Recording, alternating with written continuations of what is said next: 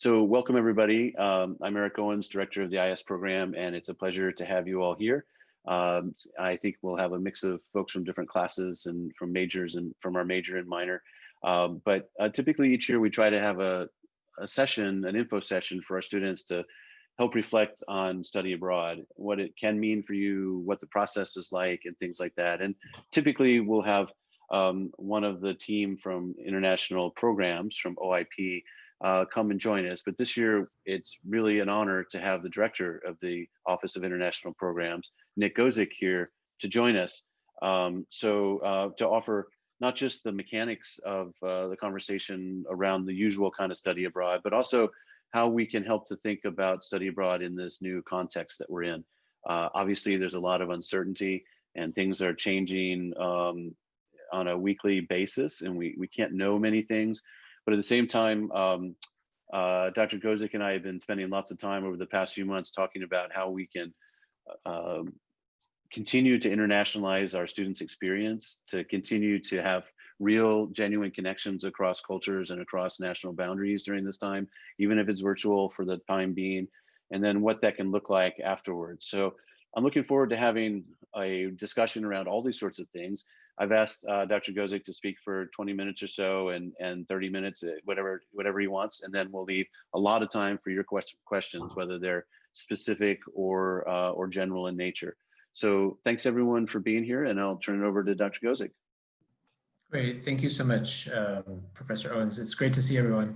So what I think we can do is I am going to start with a really basic overview. And for those of you who have already been through the process, you don't turn off, don't go away, don't sleep, but just kind of know that we're going to go through the process that you've already gone through, and my apologies in advance. And then we can open it up. Let's talk a little bit about what we think might be on the table for next year. And then I would really like to open this up more broadly after that for any questions you have. There's really nothing to me that's off the table. I want to hear from all of you, and we'll certainly learn from you in the process. So I'm going to start with just kind of a general presentation, and some of you will have seen something like this in the past. And I'm going to go through kind of the basics of education abroad at BC. One thing you'll notice that we refer to this as education abroad and not just study abroad, because we're also looking at internships and service and research. And so it goes a little bit beyond study abroad, but most of you I think are looking at study abroad based on what you said. So the mission of BC, and I'm not going to read our whole mission statement, but what I will say here is that study abroad and education abroad are a little bit different at Boston College. If you've got friends who've been overseas before at other universities, I think there's often a sense that, you go abroad, it's a time away from campus, period.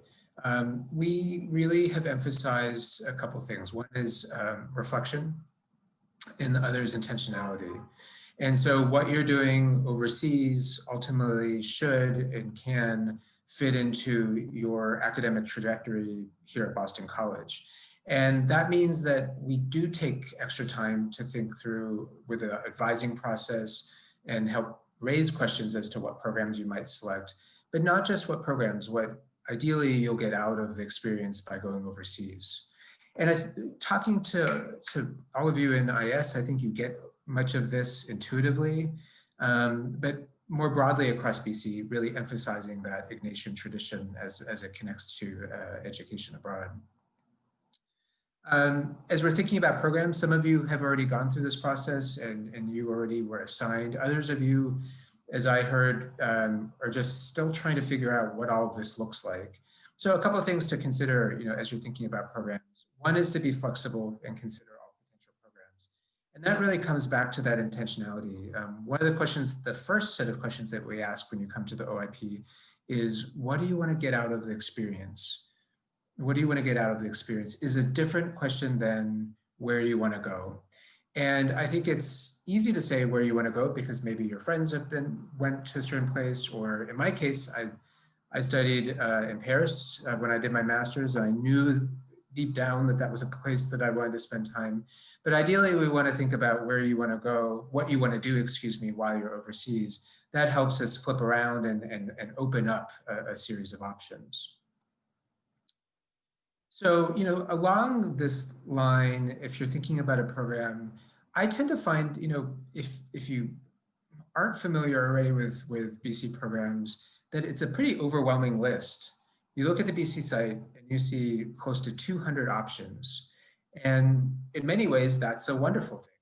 It's great that we have so many offerings through Boston College. We send about 50% of Boston College students overseas by the time they graduate. We are now in the top 20 of institutions, according to US News and World Reports for study abroad. And so all of this means we've given and provided a lot of different options. However, trying to figure out in that entire list how you narrow down your options, I think can be a little bit challenging and frankly overwhelming. Some questions that you may want to consider would be academic. Are there certain courses that you're trying to fulfill? Are you trying to accomplish, let's say, learning objectives like foreign language fluency, competency? What kind of flexibility do you have? One of you mentioned that you're in nursing and ostensibly also in international studies. That's a lot to balance. That's a lot just to get through in terms of curriculum. Personally, where do you see yourself in this experience? And here I want to emphasize that I don't believe we should be telling you what the experience should look like. I don't think this is ultimately your experience, right?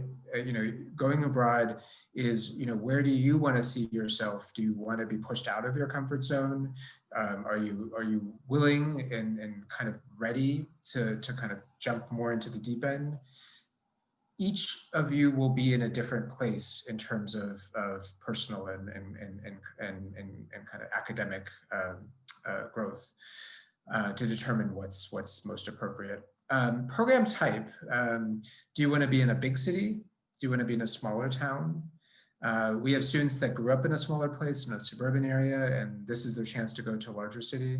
We also have students that say, I just don't really love big cities. That's not my thing. Boston is big enough and it already feels overwhelming. I think it depends, I like big cities. I'm a big city guy. I've spent a lot of my life in New York and Paris, now Boston. As a little kid, I was in Sydney. I think maybe it's just something that I gravitate towards.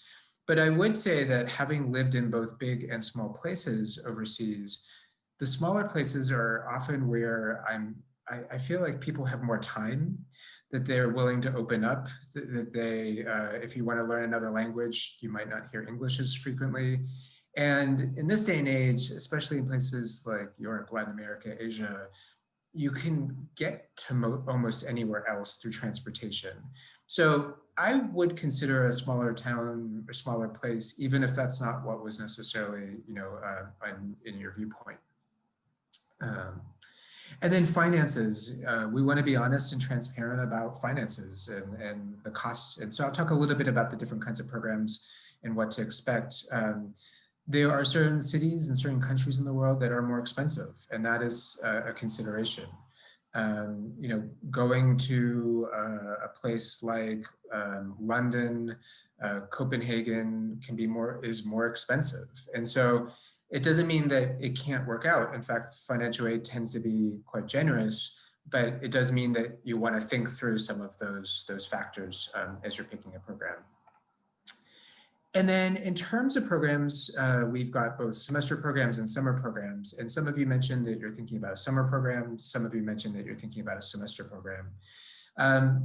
In semester programs, there are really two types and that I think become really important. One are the BC programs, and about 80% of students will go on a Boston College program. So about 1,200 students go abroad overall, about 900 students go abroad on a semester program, and within that 900 students, about 80% of students will do a Boston College program. What is a Boston College program? For us on the back end, it means that we have some kind of agreement in place with that university.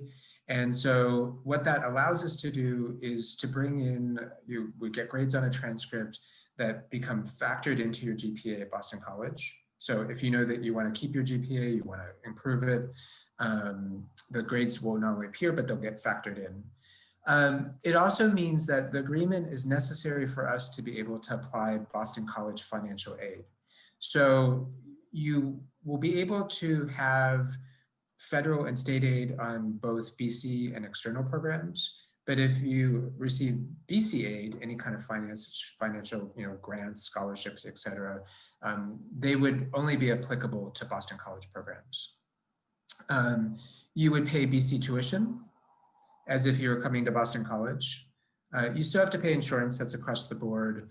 And then in some of the locations, we have something called a BC Inn. So you'll see BC in Paris, BC in London. Some of you had mentioned that you were going to the LSE, which is part of BC London. There we have resident directors. They report up through me. We have about 20 of those in the world. It adds a little bit extra layer of support, more in some places than others. There is quite a bit of variation, and I would want to be honest about that.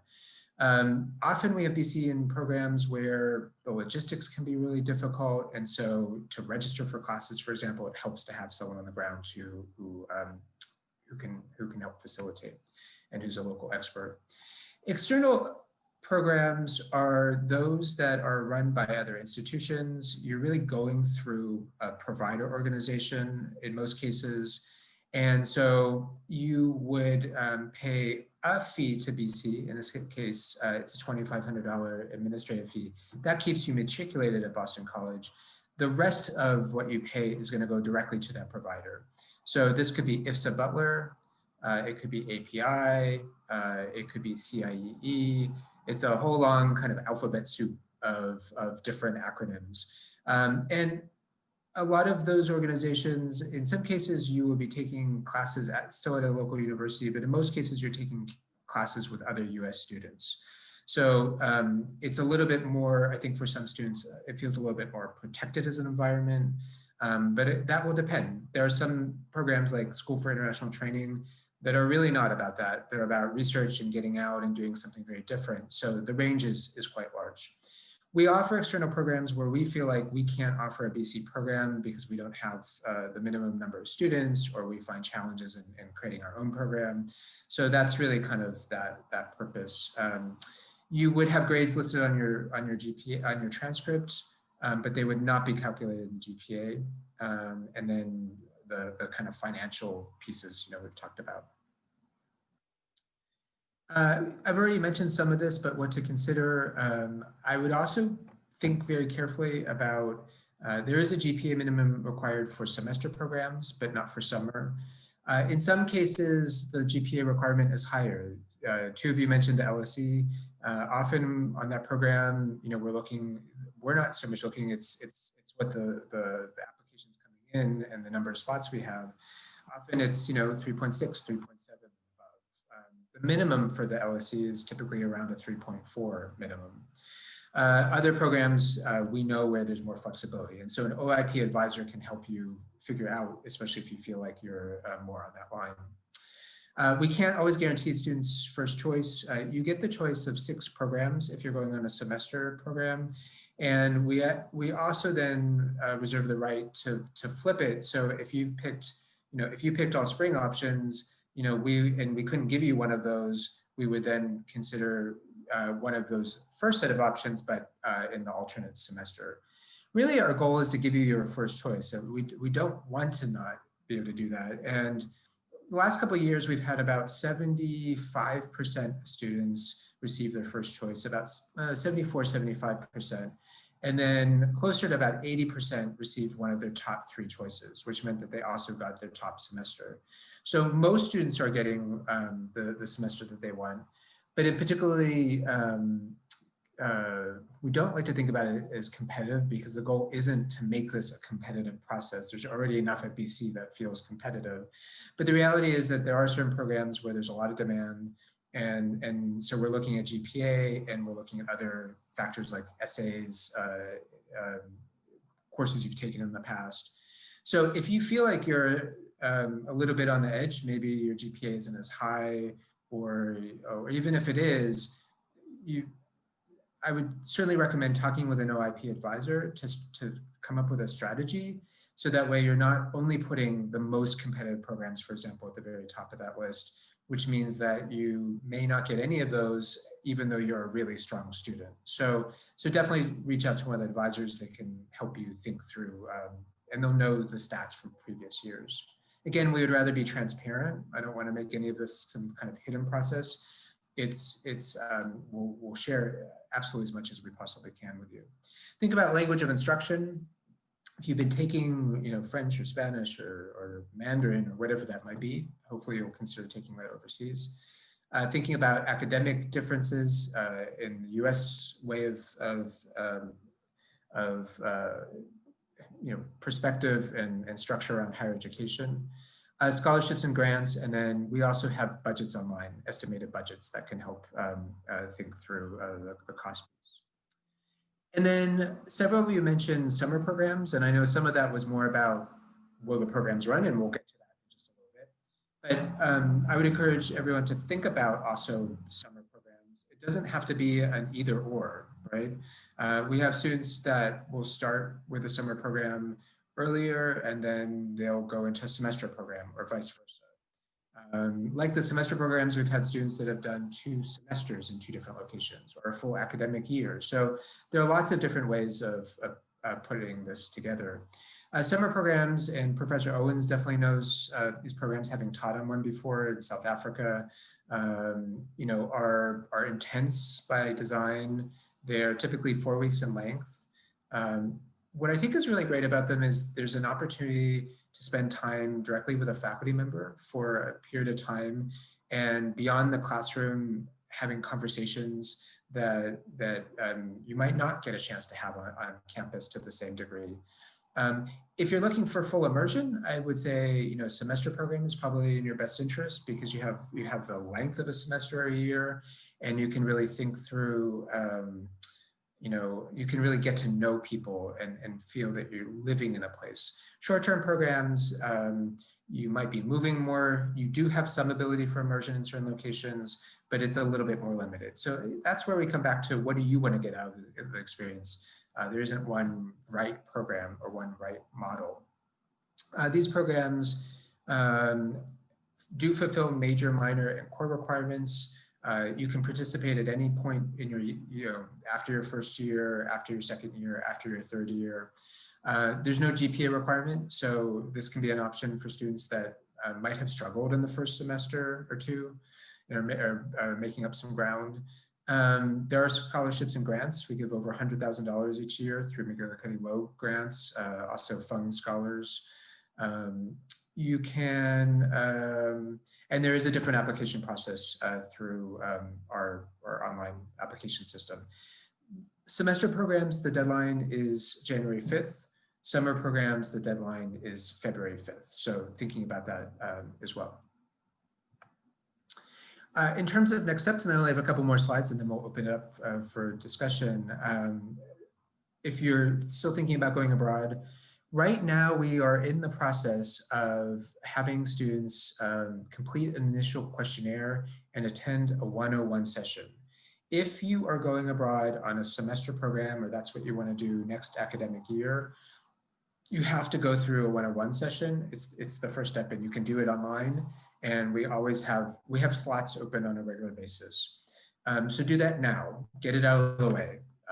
And then you won't be rushing at the end of the semester to get one of those spots. The second step is to meet with an OIP advisor. And we have by region advisors that can walk you through different programs. They can answer questions. They're experts in their region. And many of them have been doing this for a number of years, and they can help you think more strategically and creatively, and really make sure that the program that you pick fits your needs and interests. When we looked at the stats, I'll be honest, in terms of who got their top choices, we actually saw a relationship between those who had met with an advisor and those who got one of their top choices. You can make the argument that the better students went to advising, and so maybe they also had the higher GPAs. But I also think it's because they took the time to get to know the programs better, and they were applying for programs that were the best fit. So definitely reach out to an advisor. We used to make that second meeting mandatory. Now we make it optional, but it's certainly encouraged. You'll decide on a program and you'll meet that deadline. As I said, January 5th, 1/5 for semester programs. And then summer is February 5th, one month later. You'll apply in our system. The link is here, but quite honestly, if you go to the top right-hand corner of the OIP website, OIP website is bc.edu/international. That should be pretty, easy to find. And I think confuses some people looking for international studies or vice versa.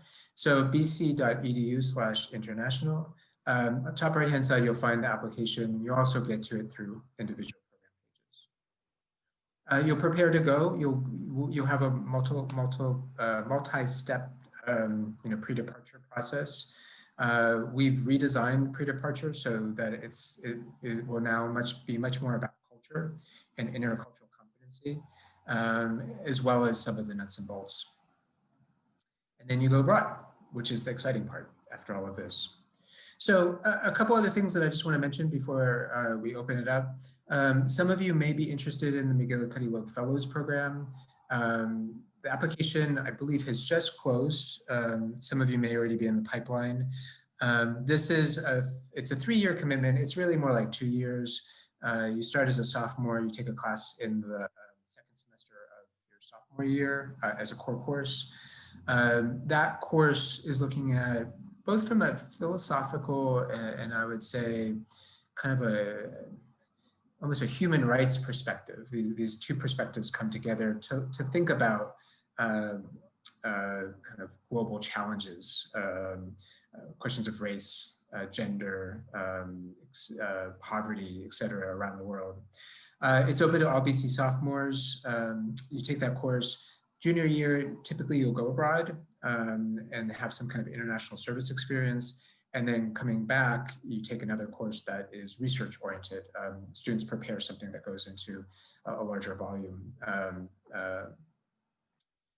And then in terms of online, I wish I could offer you even more online experiences these days, but I do want to at least direct you to two areas that might be of interest. One is eNav. So typically we have a study abroad fair, and those of you who were planning on going abroad likely went to that fair. And it's massive. It's about 2,000 students that come through Conti Forum. We couldn't do that this year with COVID. It actually gave us an opportunity. We flipped things around. We said, rather than only focusing on location, let's first start by focusing on the bigger questions that I'm talking about right here. And then let's move into sessions on individual locations. We're now doing this as a series throughout the semester. And at this point, we're actually more towards the program specific section. And so what I've listed here is what I found on the eNav site today. Any of these are open to anyone. Our goal is to give you as much access as possible to both external and internal programs. And so these are some of the information sessions that we have available now. And this will continue to change as we go through the semester. At the bottom left-hand corner, you'll see bc.edu/eNav. That's all you need to get to that site. So it's navigating through this experience. And then the other thing that I want to point out, and this has been a partnership including international studies, is International Education Week. This is all about the work that you're doing as part of international studies. We've been doing IEW now for well over a decade. When I came to Boston College, my office ended up joining. I'm a co-chair of IEW at BC. This year we've expanded IEW. It's no longer just a week. We're using the whole month of November to give us a little bit of flexibility. And frankly, many of the events, maybe even most of the events, are events that other offices had already had on the books, but that we found worked really well with the theme. And rather than just duplicating events, what we want to do is collaborate with other offices on campus to really address the theme of this year. And this year's theme is exposing the fault lines, embracing social justice in the wake of a crisis. And for us, this theme is considering where we are in the current crisis, the pandemic, But with the reality that there are always crises, or there are often crises, and that the issues that come to the forefront that bubble up, typically are not always those that have just been created out of the crisis. There's often a spotlight shown on the discrepancies, the inequalities, the inequities that already exist, whether it be around race, whether it be around income level, whether it be socioeconomic, whether it be immigration status, migration, all of these different factors. So I would really encourage you to go to bc.edu/IEW. We've kept all of these websites pretty easy. So IEW, bc.edu/IEW. Right now, the list keeps changing. As of this morning, we actually have more events than we have right now because some of them are being refreshed with the university calendar system. But it's exciting. And frankly, what I wasn't interested in as the lead chair this year was just creating stuff so we could say we had IEW. I was really much more interested in finding events that I think will be interesting and that will engage us and will help us as a campus grapple with these really difficult but important issues.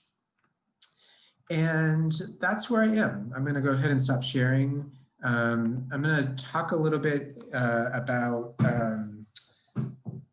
some of the questions around what we think is going to happen with this coming year. And then let's certainly open it up. Just want to make sure that there wasn't a question that popped up in chat. All right. So, and then I'll stop talking and I'll flip it around. A couple questions came up around kind of where we are in this year, thinking about summer, and then thinking about next year. I'm going to be as honest as there's nothing hidden because the same set of questions I think that are going through our minds are also probably going through yours.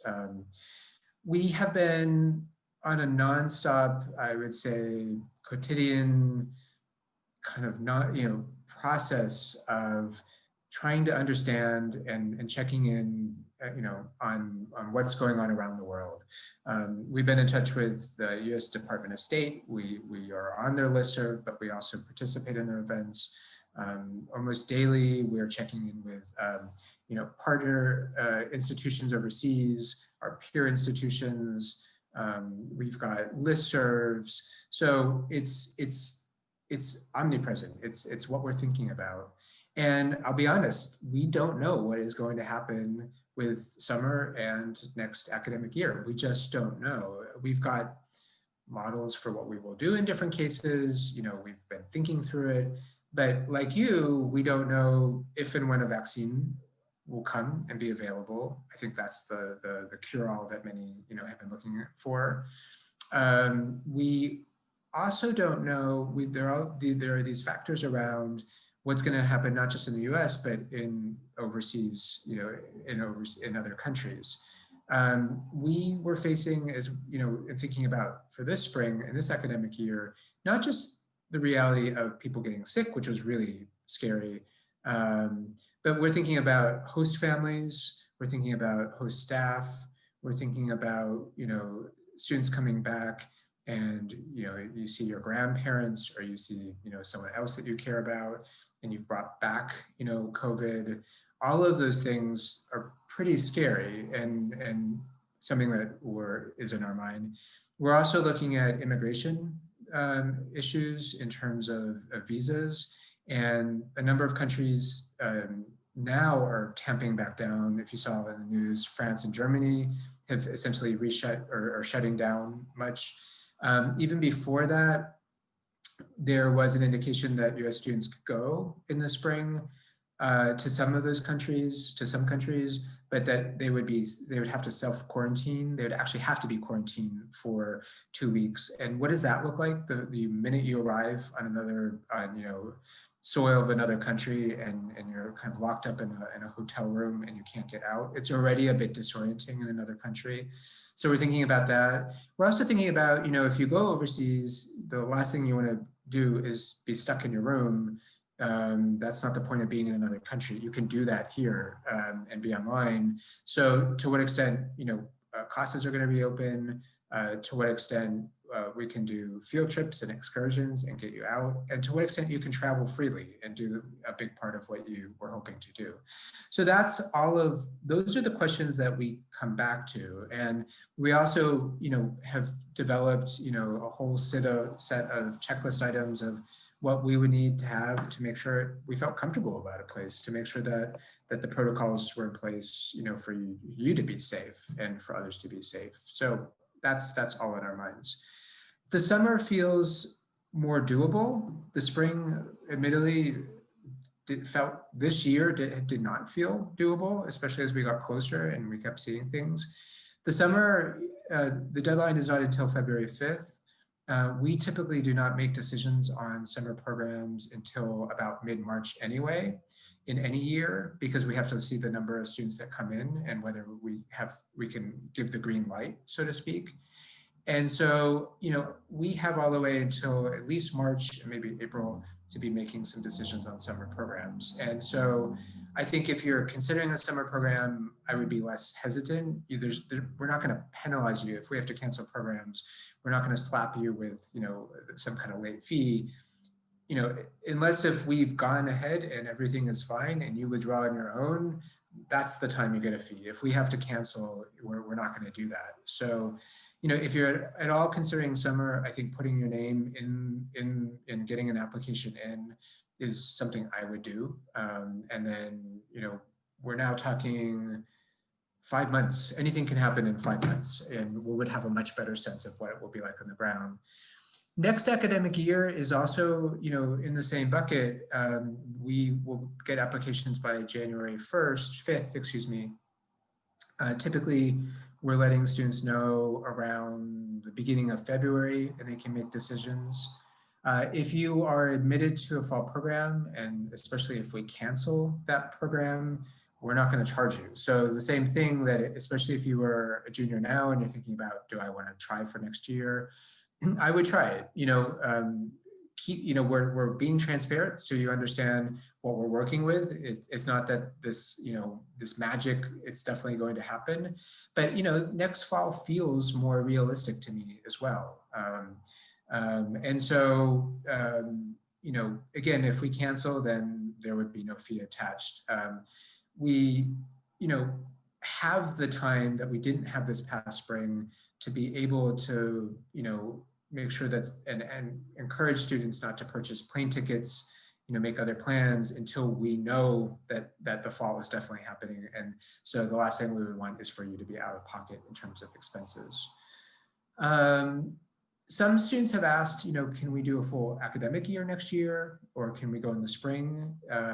If you are a rising senior, technically you can study abroad for the full academic year, or you could study abroad for the spring. What we're really concerned about, though, are the dates. Many spring programs do not finish until May or June. We often don't get transcripts back from some institutions until the following fall.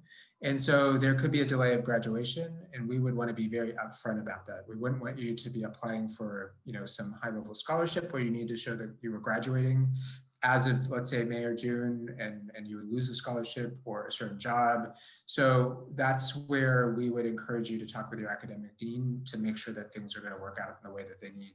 So it's not that we're saying no, but really what we're saying to current juniors is that we will give first priority to anyone who was in the system for fall or spring and were assigned to a program, and that we will, give you first priority for this coming fall. So that's where we are on that. Why don't I stop talking and open it up? And questions you have, if you want to go beyond anything I've talked about now, anything that is of interest to you, I'd love to hear your thoughts or questions.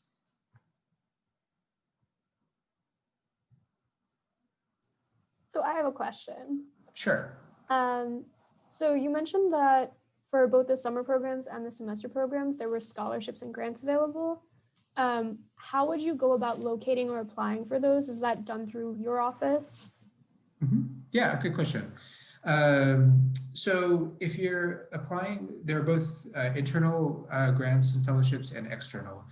Christina Haji Petros in our office, we have a GA for grants and scholarships, and in addition to our OPA advisors, and we also have Christina who works in that area. So in addition to what I'm going to say, I would also encourage you to talk with one of them and to think through the options.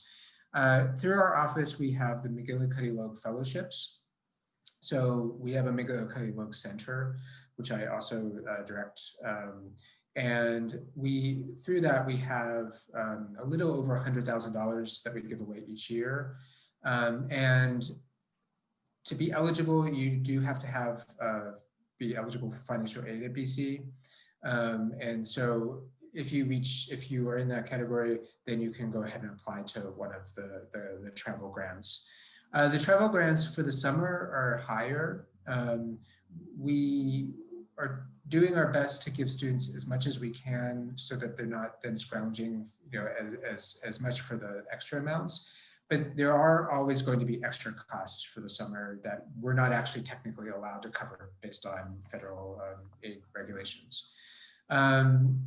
And that's where students have been successful in getting some other prestigious scholarships and other ones, Gilman's, Boren's, depending on the country, if there's a critical language. And I know Christina in particular is really proud of the work that she's done in that area, and she should be, because she works really hard to match students up with those opportunities. The semester and academic year, the financial aid, you would also still have to be eligible for a travel grant. The amounts tend to be a little bit smaller because they're supplementing what you're getting through regular financial aid, and but they're definitely there, and definitely preference, I would say, for the highest need students with the travel grants, and I would always want to be open and honest about that so that you can consider where you want to invest time in terms of application processes. Those applications are through the OIP, My OIP. When you apply for the program, in that same place, you can also get to the travel grant application. And the other thing that I would mention is that if anyone is interested in studying anywhere in Asia, we have Fung Scholars, Fung Scholarships. We have $1 million over 5 years. And so each year we have about $200,000 that can go to students.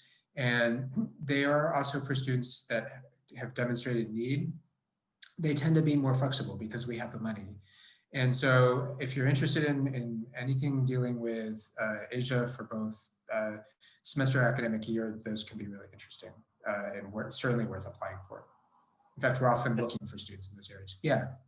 I think that the answer here illustrates why it's really important to talk to people at the Office of International Programs, because there's a lot of niches and buckets and opportunities that people can pursue in different ways, and they know a lot of them. You can also consider, adding on to a time abroad by getting travel grants from the Center for Human Rights and International Justice, or from the Clow Center to do civic work abroad or things like that. And you can also consider looking at home with local communities. Many times churches or mosques or civic units will give smallish grants of $500 or $1,000 to help make things doable as well. So at OIP, they'll help, and we'll help you here brainstorm about it as well. But you have to be creative and work as soon as possible in advance to start thinking about that.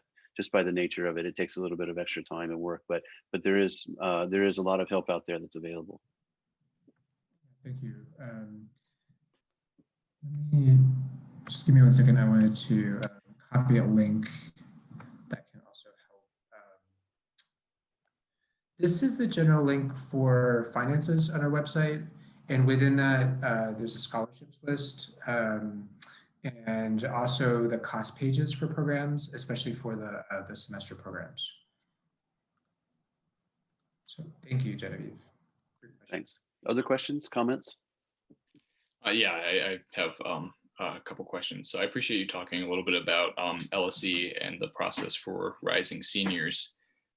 But again, the prospect of not being able to graduate until sometime like indefinitely in the future is not a very exciting thing. But I'm still just a little confused on well, so I guess the reason I want to go to LSE is mostly for the dual degree, not necessarily just for like the time to go abroad. And that's a big part of like what I want to do and what I want to study. So I've kind of had to forego other majors to be able to do that, like double majoring. And so part of the thing I wanted to ask, because I've talked a little bit with advisors, is why, if I tried to take a leave of absence, why BC wouldn't accept my credit from LSE if I tried to go this semester. Because I've talked to LSE a few times, and they've sent me a lot of emails over this year saying that they're like having on-campus events and in-person events because of how well they're handling COVID. And they told me at the beginning of this semester that that I should try to take classes online until BC will let me come. And I'm welcome to come as soon as BC opens the door. And I'm assuming they'll do the same thing now because of how well they're doing. But I wanted to ask you that. Sure. So you have to study through first semester program or academic year program. You have to study through the OIP to receive credit. That's how Boston College handles all credit. Students can take a leave of absence, but to do that, you have to go through your dean, your academic dean, and you can't transfer credit back to Boston College. That's the main principle. A lot of that has to do with respect for the fact that it has been a competitive process, right? If we've had students, for example, who said, I want to go to the LSE, I didn't quite make the GPA. That's of course not the case, for you. I want to go there, I'm going to do it anyway. And then, so why then is there a process for having students all funnel through one application to make sure that those that have the highest GPAs or those that are most competitive get a spot on a program? So, it's ultimately a question of fairness given the scarcity of places and making sure that we can manage who goes and where they go. So when Boston College made the decision for this upcoming semester that it would be canceled, then, the question that came from my office back, because the decision was made by the president and provost was, will we allow any kind of petitioning? Will we allow any kind of exceptions? And the answer is no, given that, we're making a decision that is based on, the health and safety of our students and with the idea of students coming back and being able to continue with their degrees, here on campus. So, you can, and we have had students who have decided to take a leave of absence. I think a lot of that would depend on where you are in terms of your own, where you are in terms of credits and hours, what you need. If I were you, I probably would do one of two things. I would either consider the fall, but not the LSE. We can work with you because we know that the full academic year probably isn't going to work for most students in terms of being able to graduate on time. So that's where I think, working with Larry, who advises for London, and him, looking at what other programs might serve some of those needs, even if it's not what you originally had in mind in terms of the degree. I think another option, if I were you, would be to consider finishing BC and then considering a master's at the LSE. I've got some really good friends. I've had some former students do the same. I had a friend who went to Harvard for an MBA and then did another master's at the LSE. And on top of having been at Dartmouth, I mean, she's set, right? She's got a great position. So none of these are ideal options. I think none of us are working with ideals in the COVID era, but those would be a couple ways that I might consider how to still get to the LSE if that's what you're really passionate about, or adapt the plan, if you still want to go abroad as an undergrad and bring those credits back. I would also say, Gabe, if you're the kind of person who's thinking that you'd be willing to take your senior year abroad, then you might be the kind of person for whom it wouldn't really matter if you officially graduate in May or in August. There will be your semester may run well past BC's graduation anyway. And so the idea of the weekend and spring, senior week and all that stuff is something you're already foregoing by being abroad during that time. And so what difference does it really matter if you have on your diploma a 6-month later graduation? If that's something that's valuable and important to you and there's good reason for it to be, then look big picture in that sense as well. I think that my biggest concern, and I probably need to talk to the Career Center about this, is recruiting and graduating late on recruiting. I think that would probably pose some kind of issues, and that's my real Mhm. concern rather than, yeah, I think I would be willing to go abroad for the senior year, despite like having to miss senior year on campus, which would be unfortunate. But yeah, the recruiting is the part that concerns me the most. I think it's a good question, and that's why I don't want to lie and say, oh, it's going to be fine. We'd rather just be upfront and say, this is what we're concerned about, because it's one of the things that came up, and one of the reasons why, honestly, we didn't automatically open up spring is we didn't want to put students in that situation only later to find out that it wasn't going to tie up the way that they had hoped, even if we put in the language. So, each location is different. The LSE, it will depend on, the transcripts always come in later than we want. And it's not about us. Once we get the transcripts in, we process them immediately. It will depend on the faculty members and how quickly they get them into the, to the central registrar at the LSE. And so it could be later, but it may not. And so I think the Career Center, I do think it's worth asking the Career Center. I would do that because they'll know the best. And also I think it would depend on if you're aiming to apply for a certain firm or or certain kind of organization. Some may be more flexible than others. Some may not be flexible at all. They may say this is what our expectation, and I would want to know that now rather than kind of setting, getting your hopes up. I hope that helps. I wish I could give you a silver bullet, but at least you know what we're working with and kind of what those options would look like. I do appreciate it. Thank you. Sure. Other questions from students? I have a question about this summer. So I was thinking of there's a art one that I applied last summer. Yeah. So maybe doing that again in Madrid. And there's also another one for health in Copenhagen. Yeah. And I was wondering if it's the case where some programs could get canceled, but some programs would still be available. So just kind of that balance because Madrid and Copenhagen is very different right now. Yeah, excellent question. And you're asking the same question that I would ask, right? So the summer programs are different than semester in that generally we're giving the green light based on the program and not across the board. This summer, all the programs were canceled because of just the unusual circumstances. But generally it is by program. And my hope is that we would be able to do the same with this coming summer. You can apply to more than one program if they're in different terms, summer terms. In the same term, you apply to one program, so we don't have the same person in 10 programs and then, out of whack sense of kind of what that person really wants. So if I were you, the other thing is if we cancel a program, we can often work with students to put them in another program, and so to redirect them. And we're happy to do that. Whenever we have a spot, we're really happy to move a student. And it's a win-win. We want to get the programs full, and students want to get the program of their choice. So to the trying to determine which location is going to be better than the other, we don't know. I mean, I've been looking at Madrid since March.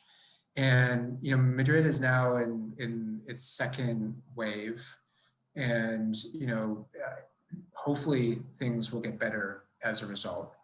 Denmark has taken a very different approach to COVID, and they've kept a lot open, and there's been a kind of a matter of fact, but the cases have actually been pretty reasonable.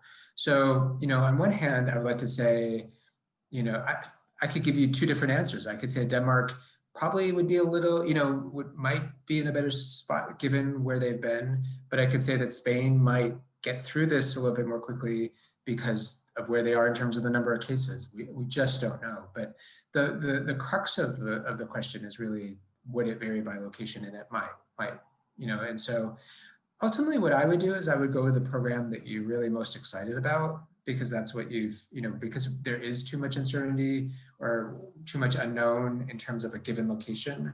And again, if we can, we will absolutely work with you to move you over to another program, if the first one has been canceled, for example. So that would be my strategy. Let me say one word about IS program for majors and minors also. When you go abroad, you can take back up to 2 of your courses during a semester-long program to count towards your major, but only if they're pre-approved by our program to do that.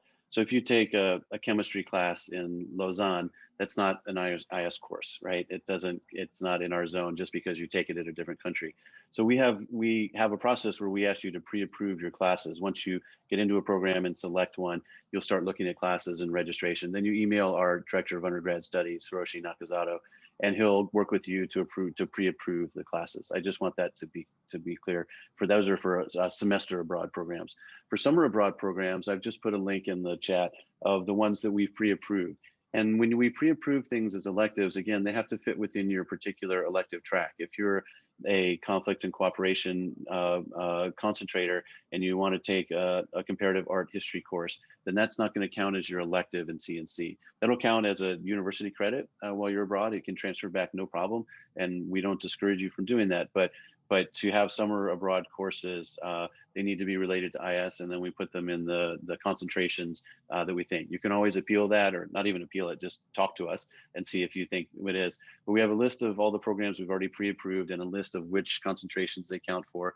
And at the top of that list, we have our 2 IS faculty who are approved to teach classes in summer 2021, whose classes were approved, I should say. We're all approved to teach. Professor Nakazato is teaching a class on food power and politics in Parma, Italy. And Professor Ingu Huang is taking a class to Seoul, South Korea, for a class on democratization and human rights there. So we love summer programs. Dr. Gozik mentioned I've taught summer abroad and had a couple others that we'd hoped to run, and international financial collapse happened and things like that, or an attempted coup in Turkey one year. So there's been a mix of things, but summer classes are a great option as well. And the last thing I'll mention for IS people is that while we absolutely embrace every aspect of education abroad, it's not required for you to graduate from our major. It's an expectation that majors will study abroad, but we're living in very unusual times. And even under normal times, we have majors who don't study abroad because they're athletes or they have work commitments at home or personal commitments or whatever. And so you should know that if you're not able to study abroad, it won't jeopardize your graduation as an IS major or an IS minor at all. But we're hoping, of course, that we'll be all back on the road sometime pretty soon. Well, with that, let me thank you all. Do you have any last words, Dr. Gozik, for everybody? Are we all set? Just a big thank you to everyone. I know that in this period to hopefully you're excited about when COVID ends and we all get to go back out into the world. In the meantime, certainly sign up for 101 if you're just at the beginning of the process. Come meet with an OIP advisor if you haven't already done so. And we appreciate your patience and we appreciate the opportunity to work with you. So thanks and good luck. Yeah, thank you. And also for general questions about how study abroad fits in with your IS major or minor, please reach out to our peer advisors. They're spectacular. And Mary Wu, who was on earlier, Mary Sue, who was on earlier, is terrific. She's one of our 6 peer advisors, and they're listed under our advising section on our website. So check them out, and they're great to talk to as well. Okay, thank you, Dr. Gozik. Thank you, all of you for being here tonight, and we look forward to seeing you again soon. We'll put this recording up on our website in a couple days.